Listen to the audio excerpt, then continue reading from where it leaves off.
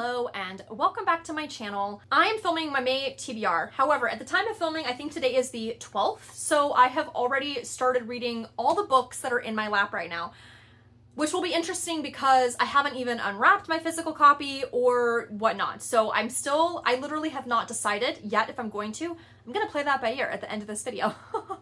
But first, let me tell you the books that I have started and or are on my list for May. And apparently I also am not telling the truth because I forgot the first book in my stack I have not started, and that is The Writing Retreat by Julia Bartz. This is the book club pick for my new book club. It's the second book that we have picked, and it's the first book that we all agreed on. It was our top choice. So I have heard, I feel like, mixed reviews on this one. I have heard, I think that it's a bit darker than a lot of thrillers. So also, it in a very surprising turn of events for me. I'm surprised. I have slowly been inching more and more towards reading slightly darker things and possibly being more interested in trying horror. So that's surprising because it was previously like I would never go close to that at all. So again, it's just interesting to me how much reading tastes can change, and we'll see. I'm still going very slowly because I have quite the vivid imagination. I can freak myself out. So I'm inching. Anyway, so I think that bare minimum, this will be helpful in my inching process. I'm going to read the blurb. Alex has all but given up on her dreams of becoming a published author when she receives a once-in-a-lifetime opportunity: attend an exclusive month-long writing retreat at the estate of feminist horror writer Rosa Vallow.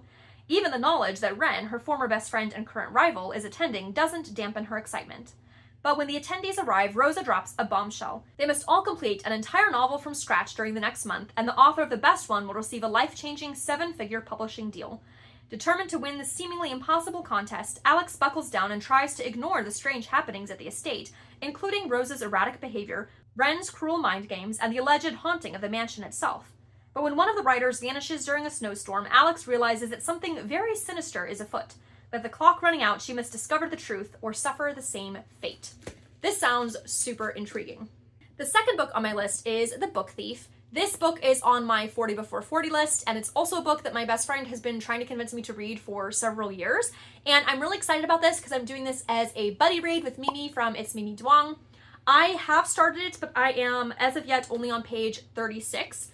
So far, the writing is not what I was expecting, but it is beautiful. I feel like this is one that I'm gonna need to read slowly, which I already kind of knew. One of the reasons that I've been putting it off for so long is because I knew it would probably be a very emotional read. I think I said this before on my channel, but I can't remember. Several years ago, I watched the movie having no idea what it was about. I thought it was just about books. I had no idea that it was World War II historical fiction. And I think because I had no idea. I thought it was going to be one thing, and it was decidedly something else.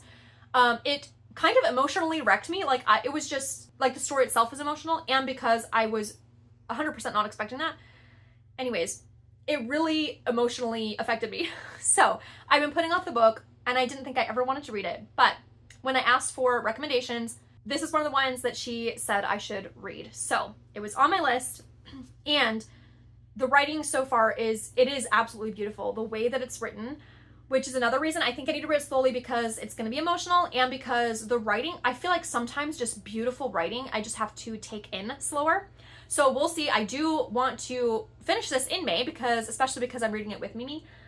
But again, it's the 12th and I am not very far, and my TBR stack is big, so I'm going to do my best and make it through. Next is another book club pick, and this is for the book club that my sisters and I do, and that is Wide Sargasso Sea by Jean Reese. This book was recommended to me by Mark from The Book Thing. So one thing to know about this is it is a spin-off, I guess, of Jane Eyre by Charlotte Bronte. I have read Jane Eyre multiple times. It was one of my favorite books back in high school, I want to say, and early adulthood.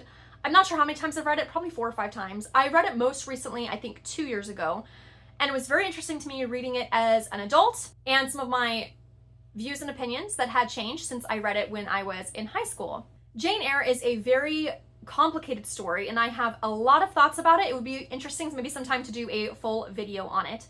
However, the last time I read it, one of the characters that really intrigued me was Bertha, who is the first wife of Mr. Rochester. It was very unsettling.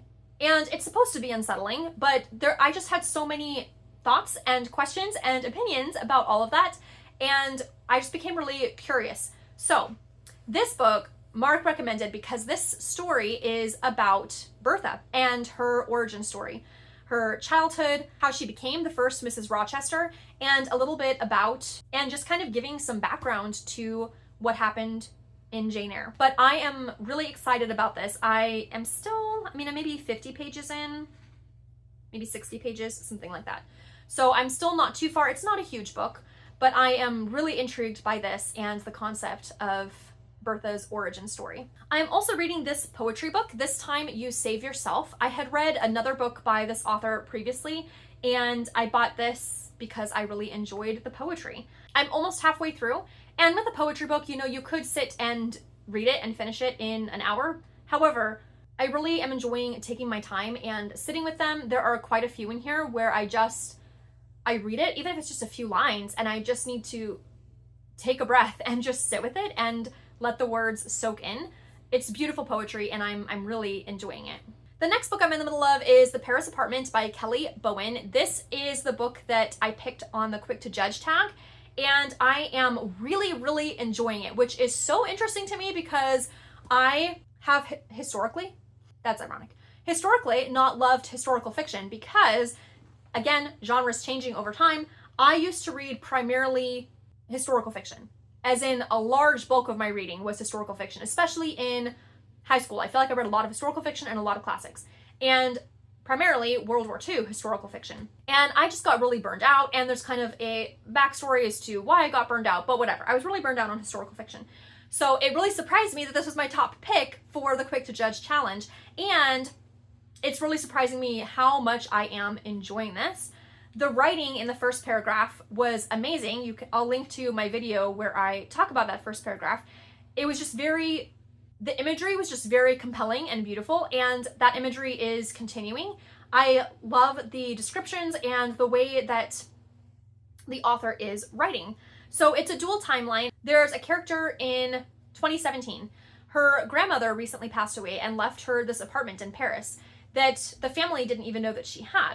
So she goes to Paris, she has a key to the apartment, and she goes in, and apparently this apartment has not been touched for years. Inside the apartment, she finds lots and lots of artwork that seems to be worth quite a pretty penny. She also finds a picture of a German officer that says, "To Estelle with love." So the granddaughter is convinced that her grandmother was working with the Nazi party and that this artwork is stolen. So she hires a art expert and very carefully vets him, makes sure that, he will do the right thing with this art and not just try to, make a fortune, because she just wants to get this art back to the people that it belongs to. So that's the 2017 timeline. Then we have the 1942 timeline, which is the backstory of her grandmother. And I don't want to say too much, again, without giving away spoilers, but we are kind of finding out the story about this apartment and the hidden art and all of these things. So I'm enjoying this more than I expected. I'm probably 30% of the way through. Next, I am reading Southernmost by Silas House. This book was recommended by Jessica from Jessica's library card. I'll just read the blurb on the back. Although my library sticker is covering part of it, so I'm gonna have to guess on some of the words. When a flood washes away much of the community along the Cumberland in Tennessee River, I assume, evangelical preacher Asher Sharp starts to see life anew. He lost a brother after being unable to embrace his coming out of the closet. Now he tries to offer shelter to two gay men, but is met with resistance from his wife. Furious, he delivers a sermon defending gay rights. After losing his job, his wife, and custody of his son Justin, Asher decides to kidnap Justin and take him to Key West, where he suspects that his estranged brother is now living. So I just got to the part in the book where he kidnaps his son. Jessica spoke very highly of this book on her channel, so I am really looking forward to completing this. And the last book is 14 Talks by Age 14 by Michelle Icard. The essential conversations you need to have with your kids before they start high school. This book, I have started it, but I already know I'm not planning to necessarily finish this in May. It'll probably be a slow read. I'm just planning to read it in bits and pieces. So that is my TBR thus far. I think I'm going to leave it at that because we're halfway through the month.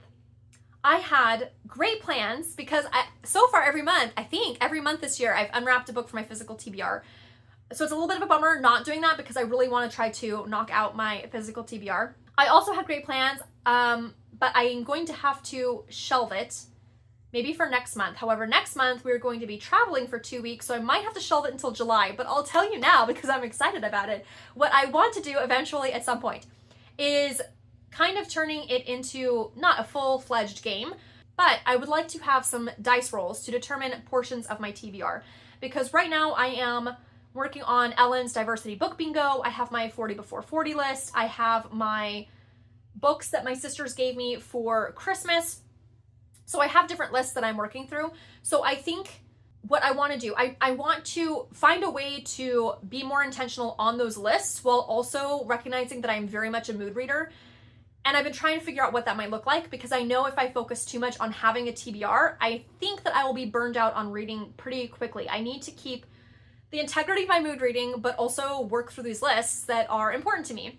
So I think what I want to do is have some dice rolls, different colored dice representing the different lists, and work through some of my lists that way so that it's kind of more fun and interactive, and I'm working through my lists, but it's also still allowing me to have the mood reading aspect. So that's what I'm thinking for this month. I think I'm leaving it for this because this is still quite a big list. That's not even counting my audiobooks that are coming in on Libby. And of course, Libby is releasing so many books from my list all at once.